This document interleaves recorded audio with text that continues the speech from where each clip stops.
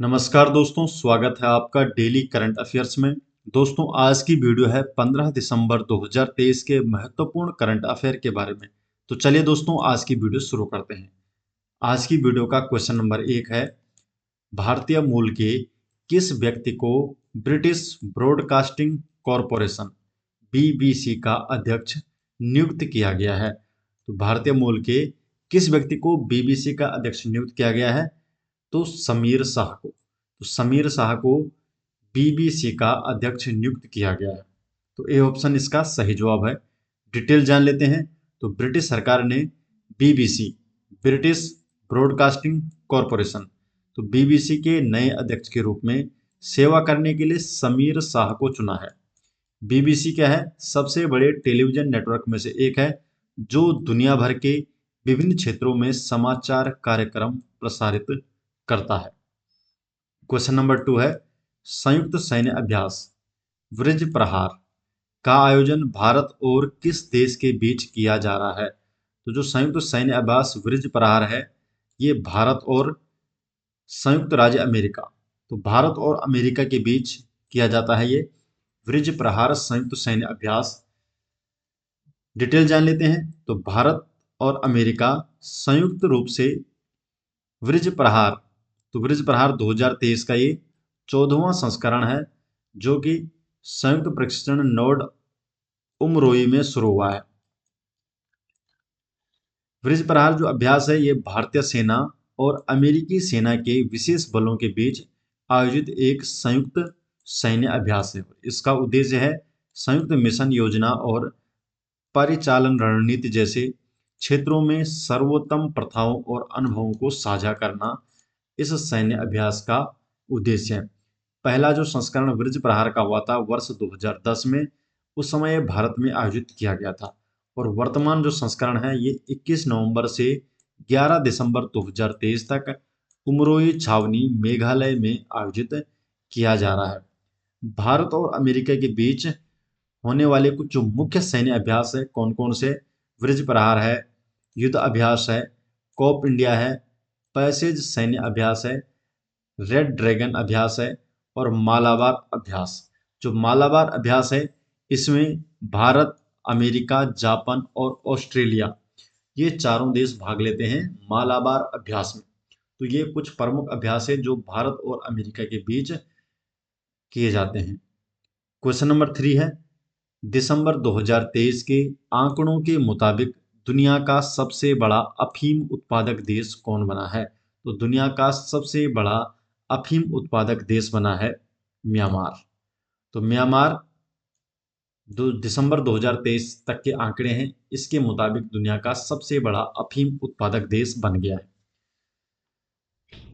जो म्यांमार है, इस साल इसने 1080 मीट्रिक टन अफीम का उत्पादन किया है और इस तरीके से ये दुनिया का सबसे बड़ा अफीम उत्पादक देश बन गया है। क्वेश्चन नंबर 4 है, हाल ही में ट्रैक्सन द्वारा जारी ग्लोबल स्टार्टअप फंडिंग इंडेक्स में भारत की वैश्विक रैंकिंग क्या है? तो जो ग्लोबल स्टार्टअप फंडिंग इंडेक्स है, जिसे ट्रैक्सन द्वारा जारी किया गया है, तो इसमें भारत की वैश्विक रैंकिंग है चौथी। डी ऑप्शन, तो चौथी रैंकिंग है, तो 4th नंबर पे है भारत इस रैंकिंग में।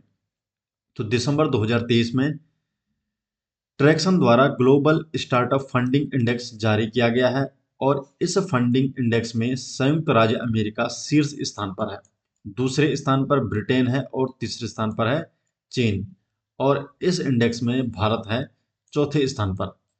इससे पिछले साल वर्ष 2022 में भारत तीसरे स्थान पर था और एक स्थान पीछे आया है। इस बार भारत चौथे स्थान पर आ गया है ग्लोबल स्टार्टअप फंडिंग इंडेक्स में।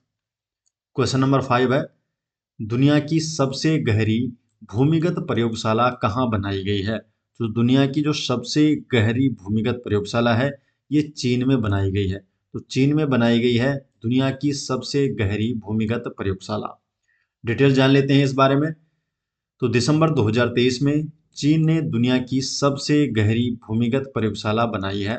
तो ये पूरी हो चुकी है और ये प्रयोगशाला 120 स्विमिंग पूल के बराबर है।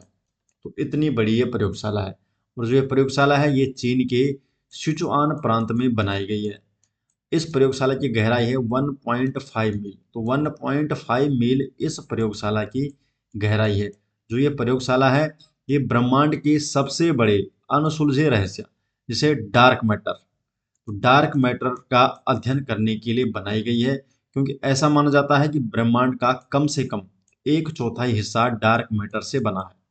और ये लगभग क्या है, अदृश्य पदार्थ है। और ये न तो प्रकाश को अवशोषित करता है, उत्सर्जित और परावर्तित ऐसा कुछ भी नहीं कर सकता है ये डार्क मैटर, इसलिए इसका अध्ययन लगा पाना काफी कठिन है। जो सभी ब्रह्मांडीय किरणें हैं ये डार्क मैटर का पता लगाने में बाधा डालती है, लेकिन इस लैब की गहराई अधिक होने के कारण वे सभी किरणें यहाँ पर रुक जाएंगी, जिससे वैज्ञानिकों को इस रहस्यमयी तत्व का बेहतर अध्ययन करने में मदद मिलेगी। तो डार्क मैटर का अध्ययन करने के लिए चीन द्वारा इस प्रयोगशाला को बनाया गया है। क्वेश्चन नंबर 6 है, विश्व के पहले चौथी पीढ़ी के परमाणु रिएक्टर का अनावरण किसके द्वारा किया गया है? तो जो चौथी पीढ़ी के परमाणु रिएक्टर है तो इसका अनावरण भी चीन के द्वारा किया गया है। तो चीन के द्वारा चौथी पीढ़ी के परमाणु रिएक्टर का अनावरण किया गया है। तो चीन ने दिसंबर 2023 में विश्व के पहले चौथी पीढ़ी के परमाणु रिएक्टर की स्थापना की घोषणा की है और इसका नाम सिदा सिदाओबे सिदाओबे रखा गया है। इस परमाणु संयंत्र के निर्माण की शुरुआत हुई थी 2012 में। क्वेश्चन नंबर 7 है, ग्लोबल रिवर सिटीज अलायंस को कहाँ लॉन्च किया गया है? जो ग्लोबल रिवर सिटीज अलायंस है तो इसे दुबई में लॉन्च किया गया है, ग्लोबल रिवर सिटीज अलायंस को। तो बी ऑप्शन सही जवाब है। तो ग्लोबल रिवर सिटीज अलायंस को दुबई में संयुक्त राष्ट्र जलवायु परिवर्तन सम्मेलन COP28 में लॉन्च किया गया है। संयुक्त अरब अमीरात के दुबई में COP28 जलवायु परिवर्तन शिखर सम्मेलन का आयोजन किया जा रहा है और इस अलायंस में कुल 9 देश शामिल है। कौन कौन से 9 देश हैं ये? तो भारत है, Denmark, Cambodia, Japan, Bhutan, Australia और नीदरलैंड, मिस्र और घाना। तो ये 9 देश इस COP28 सम्मेलन में सम्मिलित है। क्वेश्चन नंबर 8 है, इंटरनेशनल जेंडर इक्वलिटी अवार्ड 2023 से किस देश को सम्मानित किया गया है? इंटरनेशनल जेंडर इक्वलिटी अवार्ड 2023 तो ये किया गया है अफगानिस्तान को। तो अफगानिस्तान के एक संगठन को इंटरनेशनल जेंडर इक्वलिटी अवार्ड 2023 से सम्मानित किया गया है। तो फिनलैंड ने अफगानिस्तान के एक गैर सरकारी संगठन किसी एनजीओ को अंतर्राष्ट्रीय लैंगिक समानता पुरस्कार 2023 से सम्मानित किया गया है। ये जो एनजीओ है ये अफगानिस्तान में महिलाओं के अधिकारों को बढ़ावा देने और उनकी रक्षा के लिए काम करता है। क्वेश्चन नंबर 9 है, ICC women's player of the month award for November 2023 से किसे नियुक्त किया गया है? तो वुमन जो है मंथ अवार्ड जो क्या है, player of the month award नवंबर 2023 का, जिसे आईसीसी के द्वारा दिया गया है। तो किसे दिया गया है?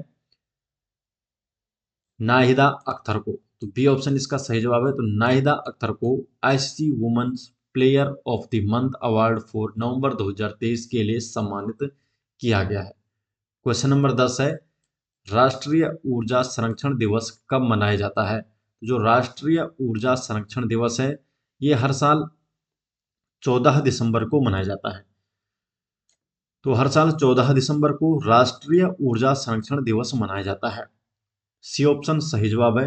डिटेल जान लेते हैं। तो हर साल 14 दिसंबर को राष्ट्रीय ऊर्जा संरक्षण दिवस मनाया जाता है। BBEE bureau of energy efficiency द्वारा इस दिवस का आयोजन ऊर्जा दक्षता और संरक्षण में भारत की उपलब्धियों को प्रदर्शित करने के लिए किया जाता है। तो BEE द्वारा राष्ट्रीय ऊर्जा संरक्षण दिवस मनाया जाता है, इसका आयोजन किया जाता है। ऊर्जा संरक्षण दिवस का उद्देश्य है जलवायु परिवर्तन जैसे विषय के बारे में लोगों को जागरूक करना। ऊर्जा के संरक्षण के बारे में जागरूकता बढ़ाने के लिए साल 1991 में राष्ट्रीय ऊर्जा संरक्षण दिवस 1991 से राष्ट्रीय ऊर्जा संरक्षण दिवस मनाया जा रहा है। और भारतीय ऊर्जा दक्षता ब्यूरो द्वारा BEE द्वारा साल 2001 में भारतीय ऊर्जा संरक्षण अधिनियम एनर्जी कंजर्वेशन एक्ट 2001 लागू किया गया था और इसका उद्देश्य है ऊर्जा संरक्षण के संबंध में नीतियां बनाना। और इस अधिनियम के लागू होने के बाद हर साल तब 14 दिसंबर को पूरे देश में राष्ट्रीय ऊर्जा संरक्षण दिवस मनाया जाता है। तो दोस्तों ये हो गए आज 15 दिसंबर 2023 के महत्वपूर्ण करंट अफेयर। ये सभी नोट्स आपको मिल जाएंगे हमारी वेबसाइट में, जिसका लिंक आपको डिस्क्रिप्शन में देखने को मिल जाएगा। तो मिलते हैं दोस्तों नेक्स्ट वीडियो के साथ, तब तक के लिए आपका बहुत बहुत धन्यवाद।